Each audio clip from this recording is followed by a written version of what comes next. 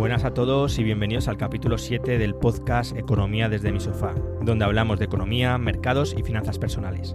Recordaros que tanto este capítulo como los anteriores los tenéis disponibles en iVoox, Apple Podcasts, Google Podcasts y iTunes. Además, en mi blog de economiadesdemisofá.com dejo el guión de cada audio y además lo enriquezco con los links, la información un poco que he utilizado en cada semana para preparar el capítulo. En el episodio de hoy voy a hablar de un tema que ha estado muy de actualidad esta semana, la reforma laboral. Es un tema un poco controvertido, pero espero dar datos para que cada uno se pueda forjar un poco su opinión sobre el tema y tenga otra perspectiva. La noticia la conocemos todos. El pasado miércoles 20 de mayo se aprobaba la quinta prórroga del estado de alarma. Justo después se conoció un pacto del PSOE y Unidas Podemos con Bildu, que empezaba con el compromiso de derogar de manera íntegra la reforma laboral del Partido Popular, antes de que expirasen las medidas extraordinarias frente a la pandemia. Estos son los dos puntos clave. Reformar íntegramente la reforma laboral y daba un plazo de tiempo que es en las próximas semanas, antes de que las medidas extraordinarias frente a la pandemia se acabasen. Horas después, ya al filo de la medianoche, los socialistas emitieron una nota aclaratoria, a la que poco después se unió también Unidas Podemos. Básicamente rectificaban lo firmado anulando el primer punto de ese acuerdo y dándole otra redacción. La derogación íntegra había quedado diluida en una redacción mucho más vaga, quedando en la recuperación de los derechos laborales arrebatados por la reforma laboral de 2012. Básicamente lo que habían hecho aquí los partidos era copiar el pacto de gobierno entre Sánchez e Iglesias que habían alcanzado en diciembre. Hubo mucha polémica y al día siguiente la vicepresidenta de Asuntos Económicos y Transformación Digital, Nadia Calviño, zanjó el debate en unas declaraciones que pronunciaba en el Círculo de Economía. Y con esta realidad sobre la mesa sería absurdo y contraproducente abrir un debate de esta naturaleza y generar la más mínima inseguridad jurídica en este momento. Los contribuyentes, yo creo, nos pagan por solucionar problemas y no para crearlos. Así que una vez que estamos controlando la enfermedad, el Gobierno tiene clara cuál ha de ser nuestra prioridad. Recuperar la actividad económica, apoyar a las empresas y a los trabajadores.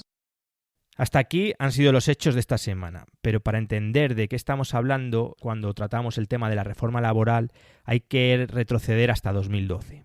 Unos días antes, el 20 de diciembre del 2011, justo antes de que acabara el año, Mariano Rajoy era investido presidente del Gobierno, gracias a la victoria que en noviembre había tenido sobre el socialista Alfredo Pérez Rubalcaba. Votos emitidos 350. Votos a favor 187. Votos en contra 149. Abstenciones 14. Al haber alcanzado el voto favorable de la mayoría absoluta de los miembros de la Cámara, declaro otorgada la confianza del Congreso de los Diputados a don Mariano Rajoy Brey. Desde ese día, el PP disfrutaría de mayoría absoluta en esa legislatura, y con una España en la mayor crisis económica reciente se disponía a realizar una serie de reformas que desde Europa nos estaban demandando. No sé si os acordáis, pero justo en el 2011-2012 fue cuando la prima de riesgo estaba disparada, a los países del sur de Europa nos trataban como PIGs y las bolsas estaban en su peor momento. Pasaron las Navidades y la primera portada del diario Expansión de ese 2012, era el 2 de enero, titulaba 4 columnas. Los empresarios piden la reforma laboral urgente. El día 2 es un día que no hay muchas noticias y el diario aprovechaba para publicar un especial sobre los objetivos del año 2012. Ya sabéis, a final de año se hacen recapitulaciones sobre el año anterior y a principio de año se fijan objetivos, tanto en los mercados como en la economía. Y ese día 2, en Expansión, lo que se comentaban eran los resultados de una encuesta que se había realizado a los directivos del IBEX. Básicamente les preguntaban cuáles eran los objetivos por orden de prioridad que cada uno de los directivos o empresarios tenía para ese año. Al final elabora una lista de 10 puntos y para que veáis un poco cuál era la preocupación de ese año, pues os los voy a comentar. El 10, más importante, los empresarios y directivos, los ejecutivos, hablaban de internalización de la economía. El punto 9 era más productividad y competitividad. El 8, control del déficit y cuentas públicas. El 7, recuperar la calma en los mercados. Como digo, ese momento la bolsa estaba en los peores momentos, básicamente. El 6, restaurar la calma en la eurozona. No sé si os acordáis, también estábamos con el tema de Grecia. Se hablaba de si iba a salir del euro, si iba a haber una Europa de 2 velocidades. Por eso este punto preocupaba mucho. El 5, nuevo marco para el sector energético. El 4, la consolidación del sector financiero. Bueno, esto está hasta los días de hoy. El tema, ahí hablamos del tema del Banco Popular, fusión de bancos, etcétera. El punto 3, apoyo a empresarios y emprendedores. El 2, ajustes que no penalicen al crecimiento. Y el punto 1, el de mayor preocupación para los empresarios ejecutivos, era reforma laboral urgente y profunda. El martes 10 de enero, ya habían pasado una semanita, otra portada de Expansión titulaba Reforma laboral sin acuerdo entre patronal y sindicatos. El gobierno tendrá que legislar ante el encontronazo entre los agentes sociales. Básicamente en esta edición mencionaba cuáles eran los 4 puntos de la discordia entre COE y sindicatos. La COE propone congelar los salarios en 2012 y 2013, mientras los sindicatos quieren subidas del 1%. El segundo punto era los sindicatos se aferran al convenio sectorial y rechazan el convenio de empresa que propone la patronal. El tercero, la COE pide una indemnización de 20 días en el despido improcedente. Recordad que estaba en 45. Los sindicatos lo rechazan. El cuarto punto, la patronal quiere menos contratos y más flexibles. Los sindicatos exigen un mayor proteccionismo.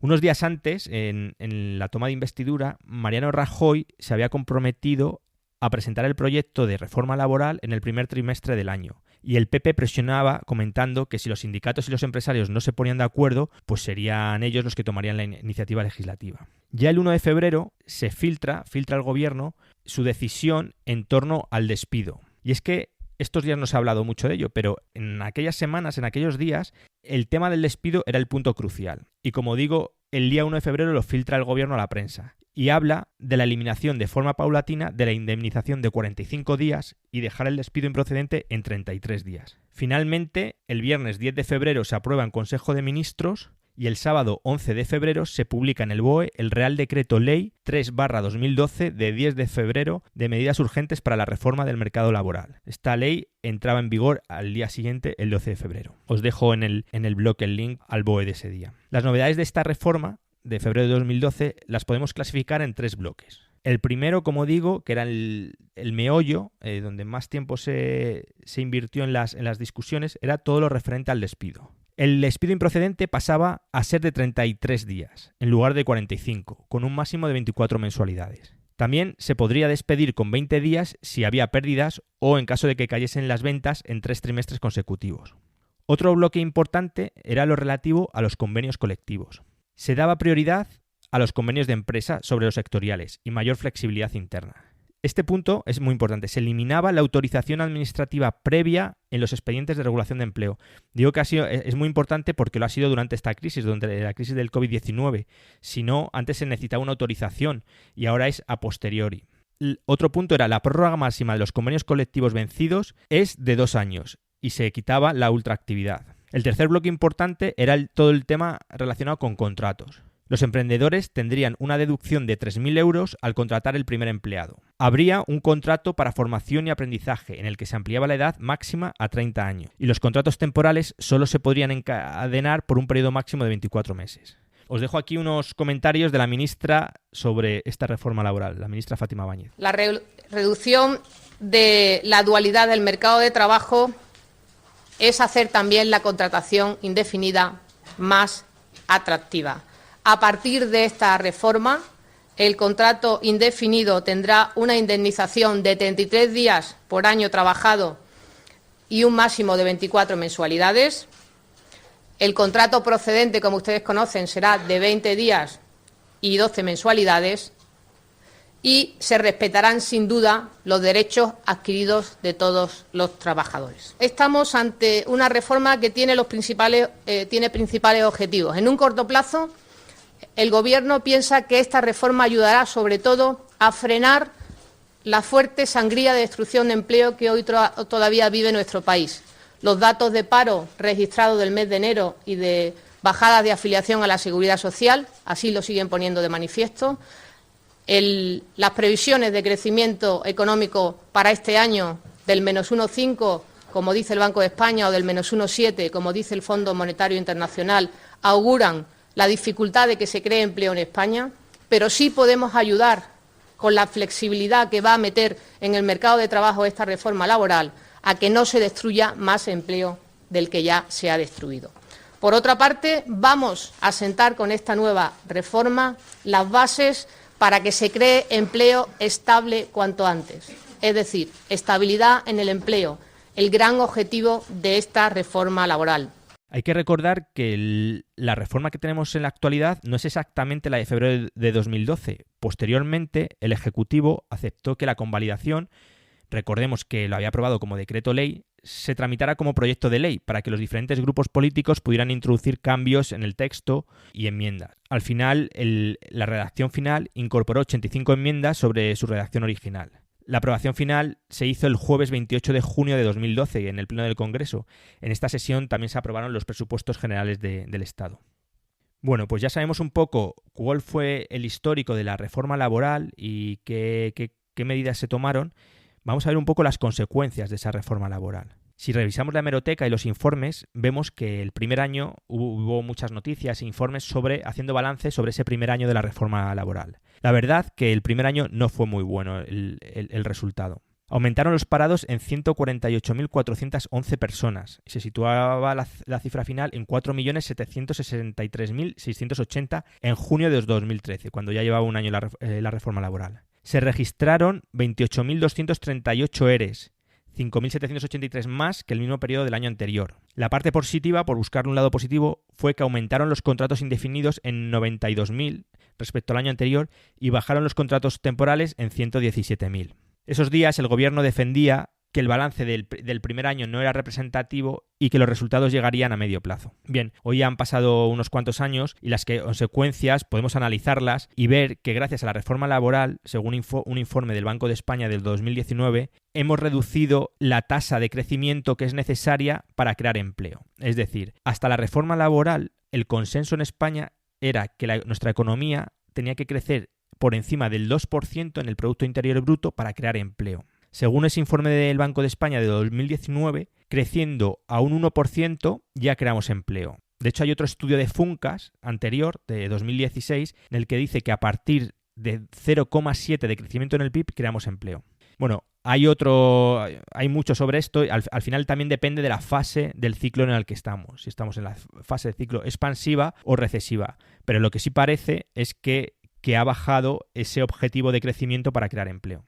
En resumen, la reforma laboral iniciada en 2010, y ahora comentaremos por qué decimos iniciada en el 2010, porque Zapatero ya tomó medidas, y continuada el grueso en 2012, da a las empresas mayor flexibilidad en cuanto a costes laborales, negociación y jornada laboral. Otra pregunta que nos puede surgir, hablando de reformas laborales, y tratando esta que parece ser que es la más polémica, la de 2012, es qué había ocurrido en España hasta ese momento. Es decir, ¿ha habido otras reformas laborales? ¿Qué consecuencias han tenido? Pues bien, sí que las ha habido. Si revisamos un poco lo que ha pasado en nuestra democracia, vemos que la primera fue en 1980, con el gobierno de Adolfo Suárez, estando de ministro Rafael Calvo Ortega. Este emprendió la primera modernización de las relaciones laborales después de la dictadura franquista. Es una de las consecuencias de los famosos pactos de la Moncloa de octubre de 1977, firmados entre el Ejecutivo y la oposición, y que tan de moda están ahora, de tanto se habla de los pactos de la Moncloa. Estos pactos se firmaron para tratar de impulsar la economía, como digo, entre el Ejecutivo y la oposición. El entonces ministro de Trabajo y Seguridad Social, Rafael Calvo, encarga a una comisión de juristas coordinada por Juan Antonio Sagardoy la elaboración del Estatuto de los Trabajadores, que reforma en ese momento la mayor parte de las relaciones laborales. Esta norma pues, ha tenido numerosos cambios desde entonces. La siguiente la vemos en 1984, ya con el gobierno del PSOE y de Felipe González. Estaba de ministro de Trabajo Joaquín Almunia. Instaura el contrato de trabajo temporal. Lo hacía como medida de fomento del empleo. Con este contrato, el empresario no necesitaba causa que lo justificase para contratar de manera temporal. El contrato tenía una duración máxima de 3 años. En este modelo de contrato, según estudios posteriores, está el origen de que el empleo temporal haya podido llegar hasta el 35% de los asalariados en ciertos momentos de nuestra reciente historia económica. La siguiente reforma laboral la vemos en 1988. Continuaba como presidente Felipe González. En este caso, el ministro de Trabajo era Manuel Chávez. E intentó poner en marcha un plan de empleo juvenil para dar ocupación a buena parte de este sector de la población que estaba en desempleo. El proyecto rápidamente volvió al cajón del Ejecutivo después de la huelga general del 14 de diciembre de 1988, que la convocó Comisiones Obreras y UGT. De hecho, es la movilización más importante que ha habido como huelga general y que yo creo que ha sido la única que realmente ha paralizado el país. En ese momento había bastante malestar social en la comunidad, en la sociedad. El siguiente intento o reforma laboral fue en 1992, esta vez con el ministro Luis Martínez Noval, en el ala más socialdemócrata del PSOE. Tuvo que hacer el primer y único ajuste de la protección por desempleo para intentar reducir el gasto del sistema. El gobierno recortó tanto el periodo de cobertura como la cuantía a percibir por parte del desempleado. En 1994 continuaba Felipe González en el gobierno y José Antonio Griñán como ministro de Trabajo. Fue una de las reformas laborales más importantes, si no la más importante hasta ese momento de la democracia. La norma empezó a abaratar el despido individual y colectivo y dio grandes poderes a los convenios. Esta reforma también provocó una huelga general. Ya en 1997 estaba en el gobierno el Partido Popular y contra todo pronóstico, por primera vez los sindicatos pactan con la patronal una rebaja sustancial de la indemnización por despido improcedente. Ligada a un nuevo contrato de fomento del empleo estable, la compensación para el trabajador pasa de 45 a 33 días de salario por año de trabajo en la empresa. En ese momento el ministro de Trabajo era Javier Arenas. En 2002, la huelga general del 22 de junio, convocada por los sindicatos, comisiones obreras y UGT, abortó la profunda reforma de la protección por desempleo que había planteado el gobierno. Bien es verdad que de aquel paquete legislativo quedaron la desaparición paulatina del Plan de Empleo Rural, que el posterior gobierno de Zapatero anuló, y el llamado despido exprés. En 2010, con José Luis Rodríguez Zapatero y en plena crisis económica, la más grave en España hasta ese momento, Zapatero se decidió a hacer nuevas reformas en el mercado de trabajo. Fueron muchas pequeñas reformas. Casi podemos decir lo que hemos comentado antes, que la gran reforma de 2012 empezó en el 2010. Frente al despido improcedente de 45 días, el Ejecutivo quiso revitalizar el contrato de fomento del empleo, con un despido improcedente de 33 días por año de trabajo. También intentó dar mayor claridad a la extinción objetiva del contrato, con una compensación para el empleado de 20 días por año en la empresa. Así que, como veis, ha habido muchos momentos que han sido difíciles, ha habido que tomar decisiones por la situación económica y ha habido que reformar el mercado de trabajo. Hasta aquí han sido los datos. Mi opinión sobre el asunto de esta semana realmente es coincidente con el de la vicepresidenta Nadia Calviño.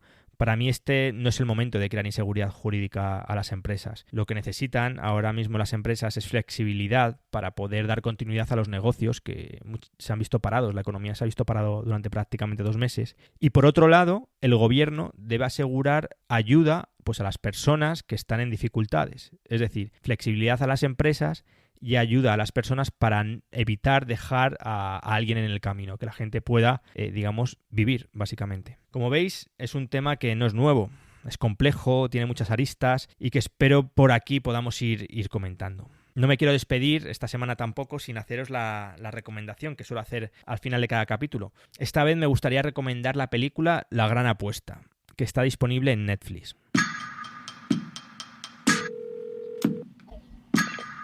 Michael, ¿cómo estás? He descubierto algo muy interesante. Todo el mercado inmobiliario está apuntalado con créditos basura. Se va a derrumbar. El mercado inmobiliario es súper sólido. Es una bomba de relojería. Así que Mike Barry, que va a una pelu barata y no lleva zapatos, sabe más que Alan Greenspan. Doctor Mike Barry, sí, así es. Esta película es una reflexión sobre la quiebra del sector inmobiliario norteamericano que originó la crisis económica mundial de 2008. La peli describe cómo 4 grupos de personas se dan cuenta de la burbuja que hay en el sector inmobiliario y cómo deciden apostar a la baja contra ese mercado. Es muy recomendable. Sin más, os deseo a todos una buena semana y hasta el próximo capítulo.